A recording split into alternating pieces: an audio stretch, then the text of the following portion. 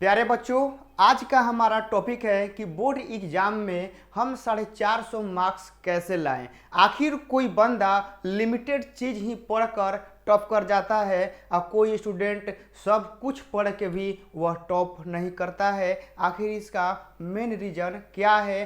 कोई बंदा जो कोई स्टूडेंट है वह समझिए कि थोड़ा सा ही पढ़ता है बट वह स्मार्ट स्टडी के साथ पढ़ता है और वह अच्छे मार्क्स लाकर जिला या स्टेट में टॉप कर जाता है।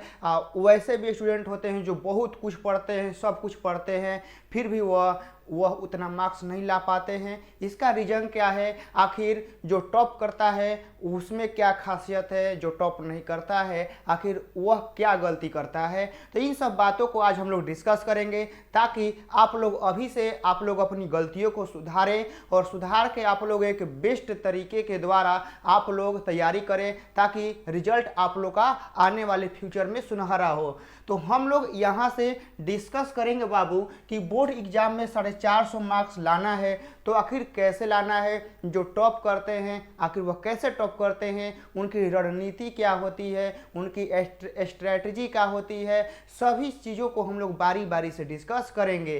तो आप लोग वीडियो को लाइक, सब्सक्राइब और शेयर कर देंगे ताकि सभी लोग को मालूम चल जाए कि हाँ भाई ऐसे पढ़ो तब नंबर अच्छा आएगा। क्योंकि ऐसे भी मेरे बहुत सारे दोस्त भाई बहन हैं जो पैसे की कमी के कारण वह ना कोचिंग जा पाते हैं ना ही कोई क्लास कर पाते हैं, ताकि वो समझ सके कि नहीं ऐसे पढ़ेंगे तो हमारा भी रिजल्ट बढ़िया हो जाएगा।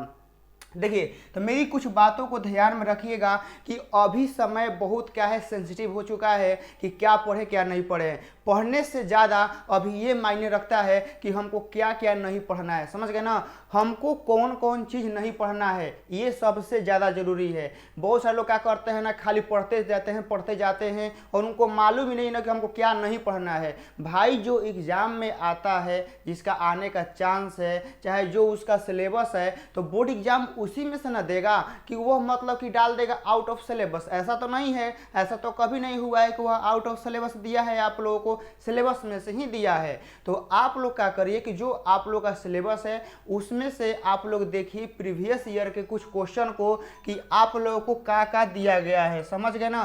प्रीवियस ईयर में क्वेश्चन किस टाइप से पूछे गए हैं उसी हिसाब से आप लोग तैयारी करेंगे। तो सबसे पहला चीज़ आप लोगों को जो मेरे द्वारा आप लोगों को बताया जा रहा है कि आप लोग इसको क्या करेंगे बाबू लोग, नोट डाउन कर लेंगे कि सबसे फर्स्ट में आप लोगों को क्या करना है कि आप लोगों को अपना सिलेबस देखना है। ठीक है ना?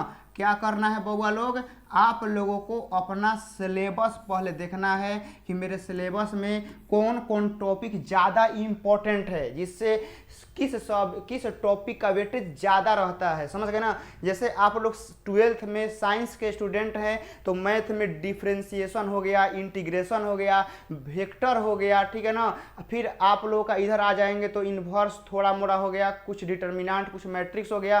तो ये सब जो टॉपिक है ज़्यादा हाईलाइटेड हैं, ठीक है ना? तो आप लोग इन पर ज़्यादा फोकस करेंगे तो आप लोग 80 मार्क्स 90 मार्क्स मैथ में आप लोग नॉर्मली उठा लेंगे। समझ गए ना? बाकी रहा 100 में 100 का तो 5-10 नंबर के लिए आप लोगों को थोड़ा मोड़ा हाथ पैर मारना पड़ेगा। बट 80-90 मैथ में लाना है तो बहुत ही आसान बात है। फिजिक्स में आपको 70 में 60 65 70 लाना है तो यहो आसान बात है कि आप लोग देखिए किस टॉपिक से ज़्यादा वेटेज है। जैसे मान लीजिए कि मॉडर्न फिजिक्स हो गया, फिजिक्स में इससे ज़्यादा वेटेज आजकल दे रहा है। तो फिजिक्स में आप लोग को मॉडर्न फिजिक्स पर अच्छे से पकड़ बनाना चाहिए। उसके 5 नंबर या क्वेश्चन लॉन्ग क्वेश्चन को अच्छे से डिस्कस करना चाहिए आप लोगों को। फिर आप लोग का इंग्लिश हो गया तो इंग्लिश में भी आप लोग देखेंगे कौन सा टॉपिक से ज़्यादा वेटेज है, ग्रामर से ज़्यादा आ रहा है, बुक से ज़्यादा आ रहा है, ठीक है ना? एसे हो गया, फिर उसमें आप लोग का राइटिंग लेटर हो गया। तो ये सब चीज़ आप लोग अभी से लिखना शुरू करिए। और बहुत सारे मेरे दोस्त ऐसे हैं ना कि वह खाली देखते हैं, मतलब मान लीजिए कोई है कि आवेश संरक्षण सिद्धांत क्या है, मान लीजिए ये याद करना है तो खाली वो याद कर लेते हैं। तो ऐसा नहीं है, आप लोग लिख कर याद करेंगे, ठीक है ना? सबसे बड़ी चीज़ है कि आप लोग सिलेबस में देखिए कि किस टॉपिक का वेटेज ज़्यादा है, ठीक है ना? मतलब कि इम्पोर्टेंट टॉपिक को आप लोग पढ़ लीजिए। समझ गए ना? इम्पोर्टेंट टॉपिक को आप लोग क्या करेंगे, उसको सिलेक्ट करके ओकरा को ऐसा पकड़ बना लीजिए कि एकरा से सवाल आएगा तो नहीं छूटेगा। यदि आप लोग इंपॉर्टेंट टॉपिक को आप लोग बता रहे हैं कि यदि इंपॉर्टेंट टॉपिक को यदि आप लोग कंप्लीट कर लेते हैं बाबू, तो समझ जाइए ना, समझ जाइए कि एक ऐसा होगा कि आपको प्रत्येक विषय में बता रहे हैं, इवरी प्रत्येक मतलब प्रत्येक विषय में आप लोगों का 80 मार्क्स प्लस आ जाएगा। इतना याद रखिएगा, प्रत्येक विषय में बता रहा हूं। यदि आप लोग इंपॉर्टेंट टॉपिक पर आप लोग पकड़ बना लेते हैं कि नहीं एक इससे सवाल आ जाता है तो हम नहीं छोड़ सकते हैं, कैसे ना कैसे बनाइए देंगे, तो आप लोगों का 80 प्लस बाबू फिक्स हो जाएगा। हाथ पैर किसके लिए मारना पड़ेगा?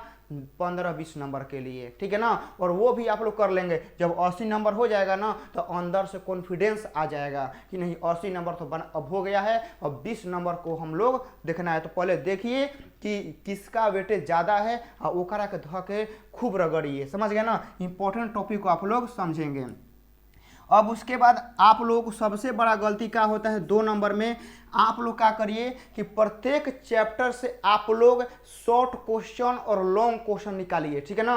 जो ज़्यादा इंपॉर्टेंट है चुन चुन कर कि ना ये इंपॉर्टेंट है, ये पूछा गया था, ये नहीं पूछा है, चाहे क्वेश्चन बैंक उठा लीजिए, समझ गए ना। सबसे अच्छा क्वेश्चन बैंक है। तो आप लोग क्या करिए बाबू लोग, क्वेश्चन बैंक को आप लोग अभी ज़्यादा से ज़्यादा बनाइए, समझ गए ना।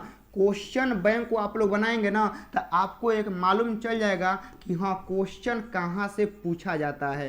तो क्वेश्चन बैंक को क्या करेंगे आप लोग, स्टडी करेंगे। ये समझिए कि यदि आप लोग इसको स्टडी करते हैं तो आप लोगों को एगो अंदाजा लग जाएगा कि क्वेश्चन कहाँ से आ रहा है, किस टॉपिक से कौन कौन जो कंसेप्ट है वह इंपॉर्टेंट है।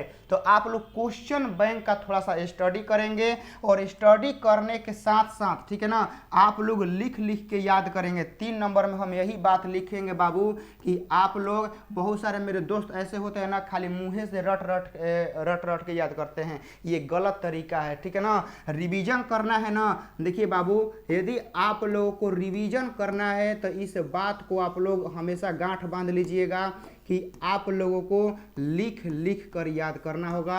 लिख लिख के याद करने से बहुत फायदा है, ठीक है ना। बताते हैं, आप लोगों को लिख लिख कर याद करना है। आज से आप लोग काम चालू कर दीजिएगा, लिख लिख कर याद करें। आप लोगों को यदि आप लोग कहते हैं ना कि सर माइंड में याद करते हैं भूल जाते हैं, ऐसा नहीं होगा। आप लोग लिख लिख के याद करेंगे तो इससे फ़ायदा ही फ़ायदा है। आप लोग का राइटिंग डेवलप होगा, राइटिंग सुधरेगा, प्लस में आप लोग के माइंड में जो ये ज़्यादा देर तक स्टोरेज करने का क्षमता भी बढ़ेगा, समझ गए ना।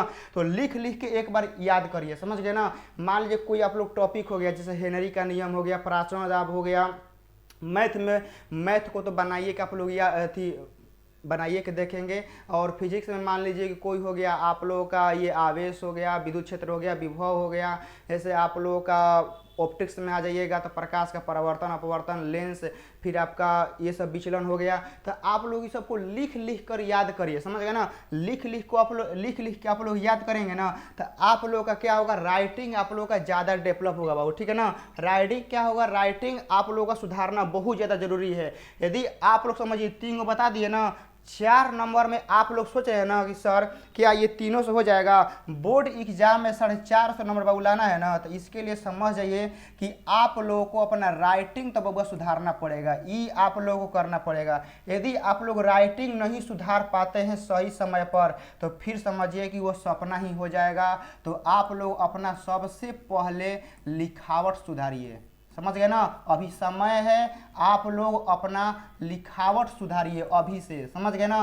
क्योंकि देखिए जो कॉपी चेक करने वाला होता है ना उसको पता चलना चाहिए कि नहीं जो बंदा अभी कॉपी लिखा है यह सही में टैलेंटेड बच्चा है, पढ़ने में बहुत मेहनती है। तो लिखावट से ही पता चल जाता है कि बच्चा कैसा है। तो बोर्ड एग्जाम में नंबर उठाना है तो आप लोग सबसे पहले अपना लिखावट को सुधारेंगे। यदि आप लोग अपना लिखावट सुधार लेते हैं, राइटिंग सुधार लेते हैं, तो समझिए कि आपका आधा काम यही कर दिया, समझ गए ना। 50% समझिए ना कि इसका योगदान होता है आप लोग के नंबर लाने में, समझ गए ना। तो लिखावट आप लोग सुधारेंगे। लिखावट कैसे सुधारा जाता है इसके लिए हम एक अलग स्पेशल वीडियो बना के डाल देंगे कि आप लोग लिखावट कैसे सुधारेंगे। लेकिन सुधारिए जरूर, क्योंकि नंबर उठाना है बाबू, टॉप करना है। तो टॉप बच्चा वही करता है जिसका राइटिंग समझिए ना एकदम सुनहरा होता है, बहुत ज़्यादा अट्रैक्टिव होता है, वही टॉप करता है। आप लोग उसका पेपर, उसका कॉपी उठा के चेक करिएगा। ये नहीं ना कि जौना के सनका लेखा राइटिंग है वो टॉप कर जाए, ऐसा नहीं होता है। जो बच्चा सुनहरा एकदम अट्रैक्टिव लिखता है उसको ही वो टॉप कर पाता है। ये हो गया 4 नंबर।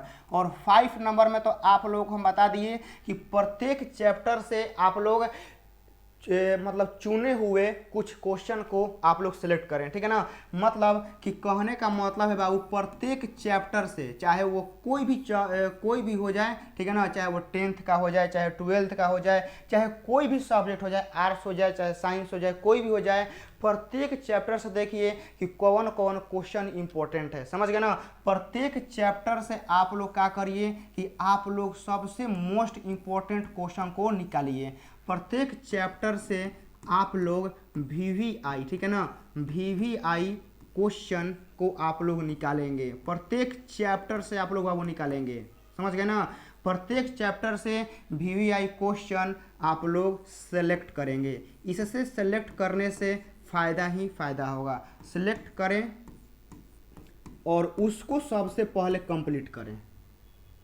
यदि आप कहेगा सर हमें कैसे मालूम चलेगा कि यह VVI है कि VVI नहीं है, तो आप जिस सर से पढ़ते हैं आप उनको बोलिए कि सर प्रत्येक चैप्टर से VVI करा दीजिए, जैसे हम कराते हैं, ठीक है ना। जैसे आपका प्रत्येक चैप्टर से पहले 1 नंबर ये करा देंगे, 2 नंबर ये करा देंगे, 5 नंबर ये करा देते हैं। तो हम वैसे ही कराते हैं बाबू, ठीक है ना। और हमको मालूम है क्या कराना है क्या नहीं कराना है। इसीलिए तो स्टूडेंट मेरे पास से पढ़ के 100 में 100 लाता है। मैथ में समझिए कि 98, फिजिक्स में समझिए कि बौछार कर देता है। मैथ में तो 95 के पारे लाता है, 95, 96, 97, 98 में 100 में 100 इस सब का लाइन लगेले रहता है मेरे पास। और आपका फिजिक्स हो गया, केमिस्ट्री, सब चीज़ में मेरे पास अच्छा नंबर लेके आता है। तो प्रत्येक चैप्टर से आप लोग VVI क्वेश्चन सेलेक्ट करें। यदि आपको नहीं समझ में आ रहा है तो आप लोग अपने टीचर को बोलिए कि हाँ सर हमें ये करके दे दीजिए। 5 हो गया और आप लोग इसी को रिवीजन करेंगे, समझ गए ना। और 6 नंबर में जैसे मान लीजिए कि कोई आपका मैथ हो गया, फिजिक्स हो गया, ठीक है ना, तो इसमें कुछ फॉर्मूले यूज होते हैं। तो आप लोग फॉर्मूला का नोट्स आप लोग बना लेंगे, ठीक है ना। आधा से अधिक स्टूडेंट के पास तो फॉर्मूला का नोट्स से नहीं है, ठीक है ना। फॉर्मूला का आप लोग नोट्स बना लेंगे। अभी ज़्यादा समय नहीं बिगड़ा हुआ है, अभी भी समय है। तो फॉर्मूला का नोट्स बनाने में ज़्यादा टाइम नहीं लगेगा। तो फॉर्मूला का नोट्स बनाना चाहिए आप लोगों को, ठीक है ना, बनाना चाहिए। तो आप लोगों को यदि लगता है कि नहीं सर 450 नंबर लाना मेरा टारगेट है, हम लाना चाहते हैं, तो फार्मूला का नोट्स आप लोगों को तैयार करना चाहिए बाबू, समझ गए ना। तो फार्मूला का नोट्स जितना जल्दी तैयार करिएगा, इसका फ़ायदा जानते हैं कब होगा? इसका फ़ायदा जनवरी मंथ में होगा, याद रखिएगा। इसका फ़ायदा, इसका जो प्रॉफिट होगा ना, इसका प्रॉफिट आप लोग बता रहे हैं इसका जनवरी मंथ में होगा, ठीक है ना। कहाँ होगा? जनवरी मंथ में होगा। और इसका रिजल्ट कब देखने को मिलेगा? जब आपका रिजल्ट आएगा। जब रिजल्ट आएगा ना, तो ये जो आप लोग हम बता रहे हैं ना, यह समझिए कि इसका फ़ायदा आप लोगों को जब रिजल्ट आएगा ना, तब उस टाइम देखने को मिलेगा कि नहीं सर ये आपने छोटा छोटा चीज़ बताया था, बट एग्जाम में बहुत बड़ा बड़ा ये प्रॉब्लम को सॉल्व कर दिया था। तो ये आप लोग यदि कर लेते हैं कि फार्मूला का नोट्स बना लेते हैं, और यदि फार्मूला का नोट्स बना लेते हैं बाबू ना, तो ये फार्मूला का नोट्स हम इसलिए बनाने के लिए बोल रहे हैं कि मान लीजिए कि जब कभी भी आप लोगों को रिवीजन करना होगा, तो मान लीजिए मैथ के तो 4-5 कॉपी रहता है कि नहीं? मैथ के 4 से 5 को तो कॉपी आराम से रहता है। और मान लीजिए कि फार्मूला हमको रिवाइज करना है, तो क्या इतना मोटा मोटा कॉपी चारों को देखेंगे? उतना टाइम कहाँ है? तो हम लोग यदि 15-20 रुपये वाला कॉपी लेके ओकरा पर हम लोग फार्मूला लिख देंगे, तो हमको 15-20 रुपये वाला कॉपी का फार्मूला रिवाइज करने में मुश्किल से हमको 15 से 20 मिनट लगेगा, और पूरा चैप्टर का फार्मूला हम लोग रिवाइज कर लेंगे। तो फार्मूला का नोट्स आप लोग आज से ही बनाने का काम चालू करिएगा। जो कल करेंगे, जो आज करिए, जो आज कर रहे हैं, जो अभी करिए। वीडियो देख रहे हैं तो वीडियो खत्म होने के बाद बस जो बता रहे हैं उस पर काम चालू कर दीजिए। तो आप लोगों को सब चीज़ हम बता चुके हैं बाबू कि आप लोगों को सब सिलेबस देखना है। सिलेबस में इम्पोर्टेंट जो टॉपिक है, ठीक है ना, किससे ज़्यादा क्वेश्चन आता है उसको धरिए और ओकरा पे अच्छी पकड़ आप लोग बनाइए। क्वेश्चन बैंक का आप लोग स्टडी करेंगे। क्वेश्चन बैंक का स्टडी करने से आप लोग को मालूम चल जाएगा कि क्वेश्चन कहाँ कहाँ से बेचारा पूछता है, और अपना रिवीजन करेंगे तो लिख लिख के याद करेंगे, समझ गए ना। क्योंकि अभी से आप लोग जितना देखिए पढ़ना है 20% याद रखिएगा। यहाँ से आप लोगों को हम बता दे रहे हैं बाबू, यहाँ से आप लोगों को पढ़ना क्या क्या है याद रखिएगा। आप लोगों को पढ़ने में क्या क्या पढ़ना है, पढ़ने में आप लोगों को क्वेश्चन बैंक, ठीक है ना, आप लोगों को सेल्फ स्टडी के लिए हम बता दे रहे हैं। क्वेश्चन बैंक को आप लोग उठा लेंगे, क्वेश्चन बैंक से बेस्ट कोई नहीं है अभी, ठीक है ना। मॉडल पेपर तो आ ही जाएगा बाद में, उसको बाद में डिस्कस करेंगे। क्वेश्चन बैंक हो गया, अब प्लस में आप लोग एनसीईआरटी बुक को आप लोग लेंगे, समझ गए ना, एनसीईआरटी बुक। ये दोनों पे आप लोग पकड़ बना लीजिए, बाकी काम हो जाएगा। यदि आप लोग मेरे से पढ़ते हैं तो इसके अलावा जो VVI क्वेश्चन होगा वो हम करा देंगे, आप लोग मेरे ऊपर छोड़ दीजिए। आप लोग अपना समय काहे के लिए वेस्ट करेंगे, आप लोगों के पास क्वेश्चन बैंक हाईवे कैल है, आप लोगों के पास एनसीईआरटी बुक आप लोगों के पास उपलब्ध है, तो आप लोग क्वेश्चन बैंक और एनसीईआरटी बुक पर आप लोग खुद से स्टडी करिए। यदि कोई बाहरी अदर क्वेश्चन ज़्यादा इंपॉर्टेंट है तो वो हम करा देंगे, वो हमारे ऊपर छोड़ दीजिए। तो आप लोग खुद से आप लोग ये दो बुक को आप लोग पढ़ेंगे, इसके अलावा कोई अदर बुक को आप लोग नहीं पढ़ेंगे।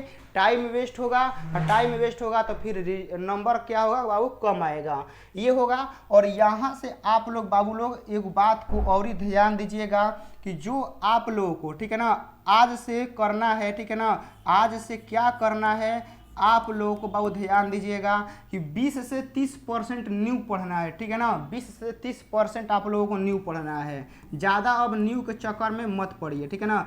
20 से 30% आप लोगों को न्यू पढ़ना है, ठीक है ना। क्या करना है, न्यू स्टडी करना है, यानी जो सिलेबस बचा हुआ है उसको आप लोग करेंगे।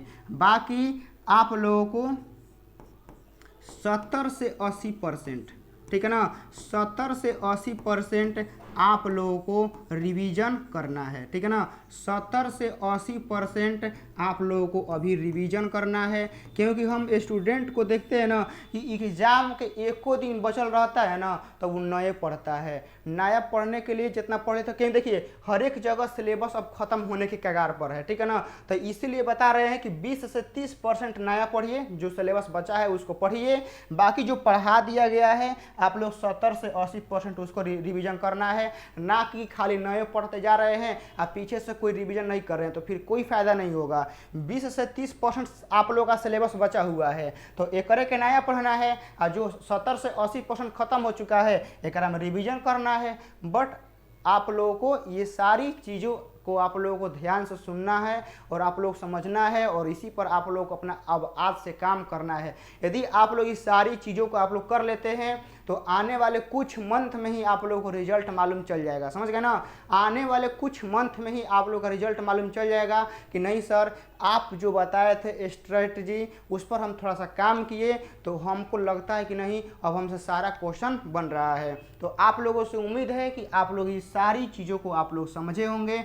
आज से आप लोग इस पर अपना काम चालू कर देंगे। बाकी कोई डाउट होगा, कोई समस्या होगा तो आप लोग हमसे कमेंट बॉक्स में आप लोग पूछ सकते हैं, ठीक है ना। बाकी आप लोगों के लिए पढ़ाई जो है वो सब चीज़ जो नोट्स है वो बन रहा है, आप लोगों के लिए संघर्ष जारी है, मेहनत जारी है। आप लोग पढ़ते रहिए, आप लोगों का रिजल्ट आएगा ही, बढ़िया आएगा। इसके लिए हम लोग इतना मेहनत कर रहे हैं तो क्यों नहीं आएगा। चलिए तो मिलते हैं एक दूसरे वीडियो में। आप लोग इस पर ज़रूर से ज़रूर काम करिएगा, इसी पर आप लोगों को स्टडी करना है। चलिए तो मिलते हैं एक दूसरे वीडियो में। जय हिंद।